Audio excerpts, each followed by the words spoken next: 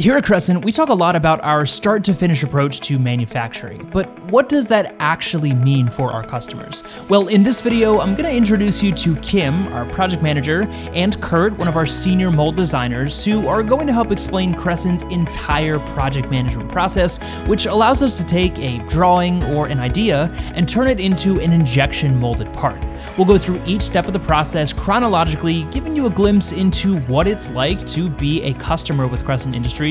And we're starting at the very beginning of the manufacturing process when a purchase order is received, which we refer to as the project kickoff. When a customer accepts a quote, the first thing they do is they meet the team. We have a meeting with them, usually a virtual meeting where they'll meet the PMO manager. We'll go over all the documentation. We'll verify 2D drawings, 3D drawings, customer specs. At that point, our designers, they'll take a look at the drawings versus the proposal, the type of tooling or mold that we're building. We'll start our DFM process. DFM, or Design for Manufacturing, is one of Crescent's big differentiators, which you can learn more about specifically in this video, but it makes up about 10% of the project management process. Once this design stage is complete, including our internal design review and a design review with the customer, we're almost ready to move into the largest stage of the project management process, the mold build, which makes up about 50%, and this is where our experienced mold builders get involved. I'm helping the customer through design to do a DFM process to make sure that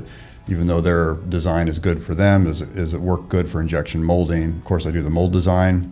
I do mold filling simulation or part filling simulation, depending on the level of simulation they need, where we can simulate press parameters before we build the tool. So that way we can work out any kind of flaws in the part design, any kind of challenges and what we see, what we need in the tool design, that sort of thing. We're using some process parameters when we're running those simulations. We're looking for things like, are the cavities going to fill out the whole way? Do we have sink? Do we have some warp? We've had customers that the design is completely set and frozen, and to even suggest a change, it's a huge process for them, and it's pretty much a non-starter. From that end to the other end, where we have this concept of a part, and here's kind of where we're started, and then actually helping them with the part design process. Most of the time it falls somewhere in the middle where they have a design, but we need to design it for manufacturability with injection molding. So I'm helping them with all the necessary draft angles, wall thicknesses, things like that, pointing out to the customer through simulation, through suggestions that, this is a way to improve your part, this is a way you'll get a better quality part, and this is a way we can make a more robust tool. While our journeyman mold makers are busy cutting steel, we'll keep the customer up to date on the project status using our project management software Smartsheet, and work with the customer to make decisions on material selection, any post-processing requirements, or potential solutions from our in-house automation department, which could help streamline the manufacturing process down the road. Our mold builders will take a look at everything,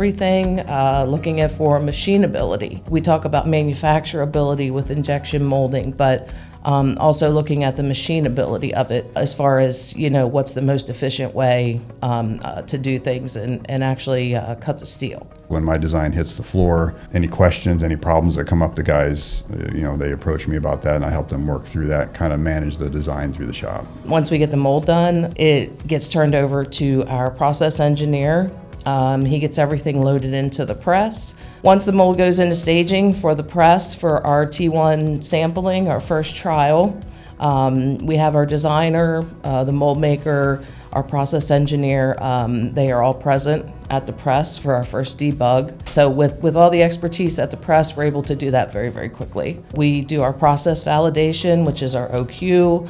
At that point, there's usually a lot of communication back and forth between us and the customer. Once everything's signed off, that's when we're doing our first PQ production runs. We're validating all the actual normal things that would happen when an order comes in. Once these final OQ and PQ stages are complete, the mold is ready for production, and the project can then be closed. This project management methodology has been refined over the years and is one of the aspects that we feel help set Crescent apart from our competitors, among other things. When the customer or the stakeholder, as we like to call them in projects, has a question or a concern, they don't have to worry about it being 2 weeks before they can speak with someone or get a response. You don't really have to work through a chain of people to get to who you need to talk to. It's very clear. Like I said, they'll know who to contact for all design changes, and Whether it's me or John in design, they'll have one person to get a hold of, so they don't have to wonder who to touch base with. It's to have that connection that they can reach out, get a person, and we can get it resolved quickly to keep the project moving forward. I think we have it over most of our competitors in that we're very personal with the customer. I believe we offer more, especially on the front end. There's a ton of experience that's sitting around the table on the Crescent side, and we will always make the best decisions, not for them, but with them. We look at a lot of different plastic parts. So give us a call, let our expert team look at it, and we'll see if we can bring it to life.